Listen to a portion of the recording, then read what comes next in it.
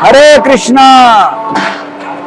So we are very honored that we have with us Shri Muralidhar Rao sir from the BJP, very senior leader, and has been involved in the cause of spreading Sanatan Dharma for last almost 40 years, and a very close well-wisher of ISKCON, and always been part of many wonderful initiatives. He had invited me once for the Hindu Media Forum once in Hyderabad, where we had an excellent event about how we can create positive narratives around Sanatan Dharma on the media. So thank you very much for coming, Muralidhar ji, for today's Kumbh Kitchen, part of Mauni Amavasya. How do you find your experience here in ISKCON's kitchen? First of all, I would like to express my gratitude for the invitation. Thank you. You have allowed me and permitted me to take part in this cooking program. In Kumbh Mela, Kumbh is a unique program of Hindu civilization. In this, how the different service programs are taken care by different organizations themselves. It is a self-sustaining model.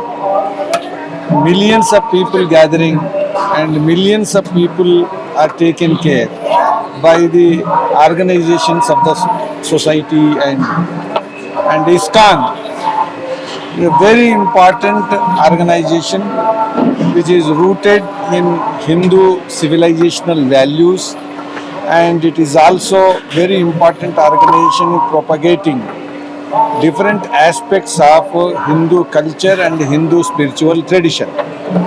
In this, ISKCON is known for many things, but the important thing one now myself witnessing and experiencing is serving the God through serving the people. People who are coming, traveling thousands of miles and coming to take part in this Kumbh Mela and have the sacred bath here.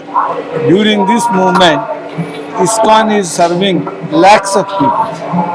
Every day, the entire Kumbh Mela, now everybody is feeling happy to receive these services. So, this time it is in a bigger scale. Swamiji, Gaurang Prabhuji, I know him and I have been many times taking guidance from him, and but particularly here, this is a very rejuvenating and enriching experience. Kumbh itself is experience, and this ISKCON service is another very important.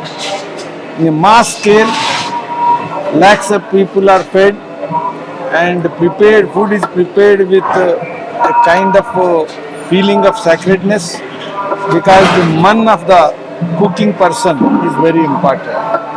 So with the same spirit, the food is cooked. And hygiene, cleanliness, and everything is maintained, and Indian values are completely followed. So I am happy to share this experience, and this is a very important experience in the life to remember. Thank you very much Muralidhar Rao ji. और हिंदी भाषी लोगों के लिए मैं मुरलीधर राव जी को यहाँ पर ISKCON के मेगा किचन में स्वागत करता हूँ। आज मौनी अमावस के उपलक्ष्य पर हम लोग लगभग 1.5 लाख लोगों का भोजन इस किचन से तैयार कर रहे हैं, और बाकी टोटल 4 किचन मिला के ऑलमोस्ट लगभग 3 लाख लोगों के लिए प्रसाद बन रहा है। और पहला आज का जो लगभग 80,000 से 90,000 लोगों का प्रसाद बन चुका है, अभी अंतिम 50 से 60,000 लोगों का प्रसाद बन रहा है। चावल जो कि जीरा राइस, रोटी, हलवा, सब्जी और दाल, और ये अभी हम जो तैयार कर रहे हैं ये राजमा चावल, इसकी तैयारी हो रही है।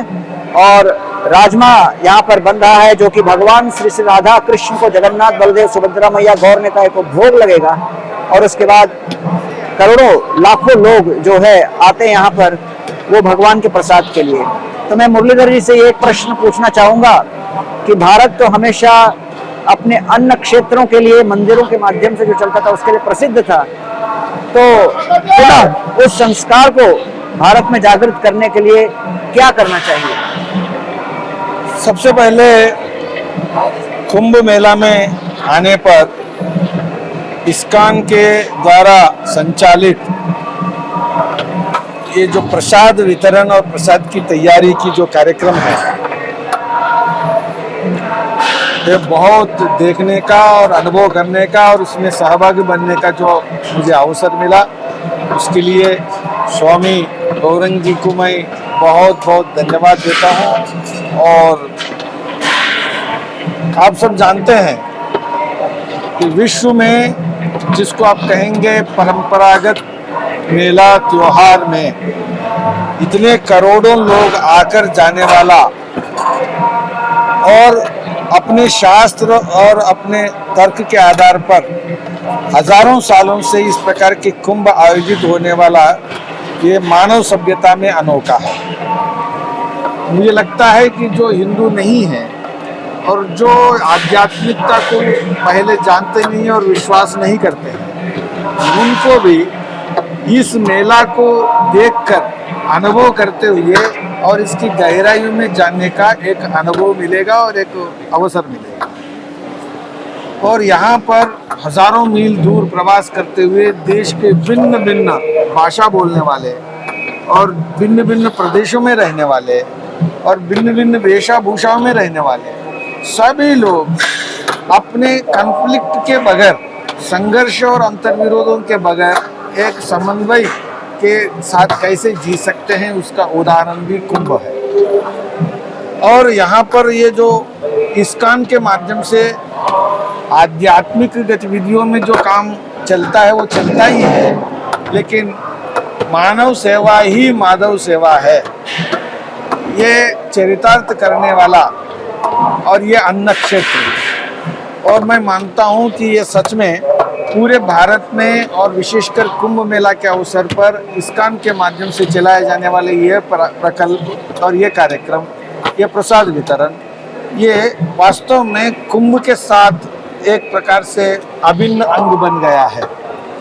और लगभग 3-4 लाख लोगों को, और वो भी केवल प्रसाद का मतलब ये नहीं कि पूरे विविधता के साथ, उसमें मिठाई भी, राजमा चावल जैसे पौष्टिक और दालों का और सब्जियों का, इस प्रकार के अलग अलग बना करके अपने घर से दूर भी घर में रहने का आभास दिलाने वाला और एक प्रकार से आध्यात्मिक मूल्य और सेवा के मूल्यों को इसमें जोड़ते हुए इतने पवित्रता के साथ प्रसाद ही तैयार करते हुए सबको देना, मैं मानता हूं कि ये इस्कॉन बहुत अच्छा कार्यक्रम चलाया है। और मैं मानता हूं कि इतने करोड़ लोग विश्व में कुंभ मेला में 40, 45, 50 करोड़ लोग 40 दिनों में और एक दिन में 5, 7, 8, 10 करोड़ लोग आने वाला, ये मानव इतिहास में और सभ्यता में ये अनोखा है। और ऐसे में मैं मानता हूं कि समाज से ही संचालित और इस प्रकार के संगठनों के माध्यम से ही चलने वाला, सारे भक्तों को प्रसाद देते हुए चलने वाला ये एक अनोखा एक संगम है। और ये संगम में ये एक विहंगम दृश्य हम सबको देखने को मिल रहा है। और मैं बहुत गर्व से मैं अनुभव करता हूँ कि इस्कॉन के इस प्रकल्प में, और मैं देख रहा हूँ कि इतने लाखों के सेवा करते हुए जिस शुद्धता के साथ और जिस पवित्रता के साथ, जिस मन के साथ प्रसाद तैयार किया जाता है, वैसा ही प्रसाद यहाँ आज सब लोगों के लिए बन रहा है और ये 45 दिन के लिए बन रहा है। मैं इस्कॉन के साथ एक बात अनुभव को शेयर करता हूँ, अभिनंदन करता हूँ और आने वाले दिनों में ये सेवा के क्षेत्र में एक अनोखा मिसाल रहेगा। धन्यवाद, धन्यवाद, बहुत बहुत धन्यवाद मुरलीधर राव प्रभु जो आप यहाँ आए और हमारे बीच समय बिताया। इस्कॉन के सभी भक्तों की ओर से आपको मैं साधुवाद देता हूँ और आशा करता हूँ कि आपके शब्दों से जो प्रेरणा मिली है उससे लोग अपने जीवन में सनातन धर्म को और अहम अंग देने के लिए विशेष रूप से प्रयास करेंगे और शास्त्र के शब्दों को अपने जीवन में चरितार्थ करेंगे। हरे कृष्णा।